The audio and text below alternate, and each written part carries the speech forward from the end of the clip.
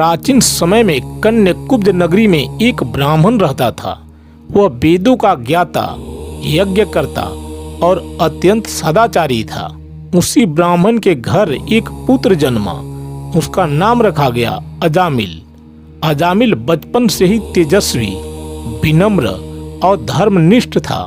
वह प्रतिदिन अग्निहोत्र करता, गुरु की सेवा करता और माता पिता की आज्ञा का पालन करता।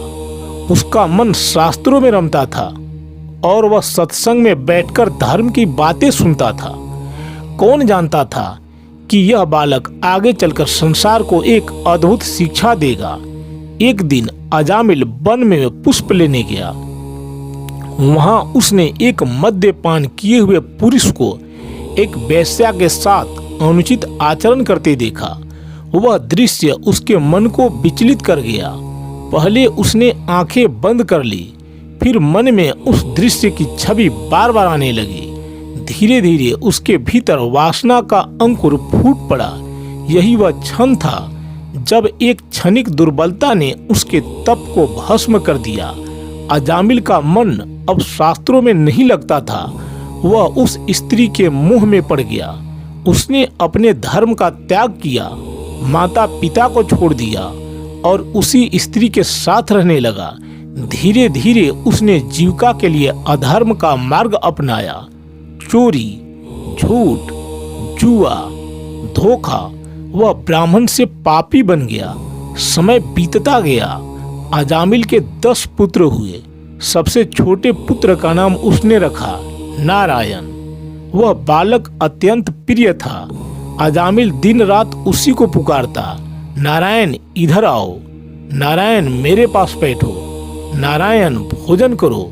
उसे यह ज्ञात नहीं था कि वह अनजाने में परमात्मा का नाम जप कर रहा है। वर्षों बीत गए। अजामिल अब वृद्ध हो चुका था।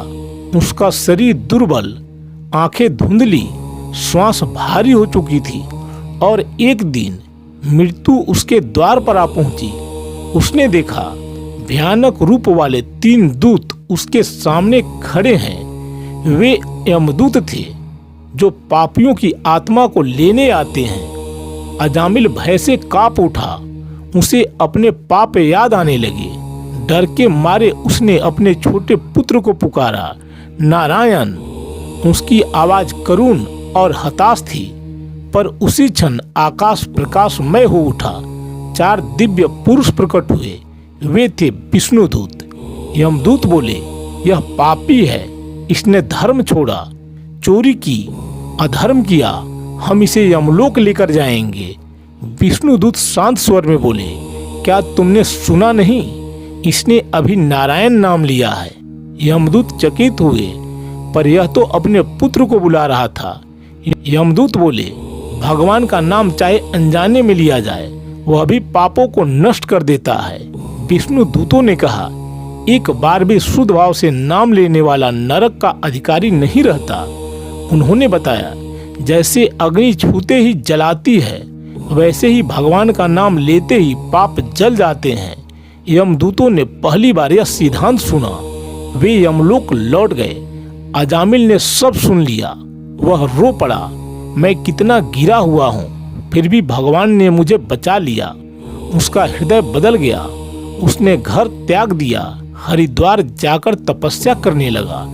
अब वह सच्चे भाव से नारायण का जप करता था। वर्षों की भक्ति के बाद जब उसका अंतिम समय आया, इस बार कोई भय नहीं था। विष्णुदूत फिर आए और उसे दिव्य विमान में बैठाकर बैकुंठ ले गए। यह कथा हमें सिखाती है, पाप कितना भी बड़ा हो, भगवान का नाम उससे बड़ा है। अंतिम समय का स्मरण अत्यंत महत्वपूर्ण है। मनुष्य कभी भी बदल सकता है। यदि आपको यह कथा अच्छा लगा हो तो चैनल को सब्सक्राइब करें और वीडियो को लाइक करें और कमेंट में लिखें नारायण। अगले वीडियो में हम जानेंगे कि यमलोक की यात्रा कैसी होती है। तब तक के लिए ओम नमः शिवाय।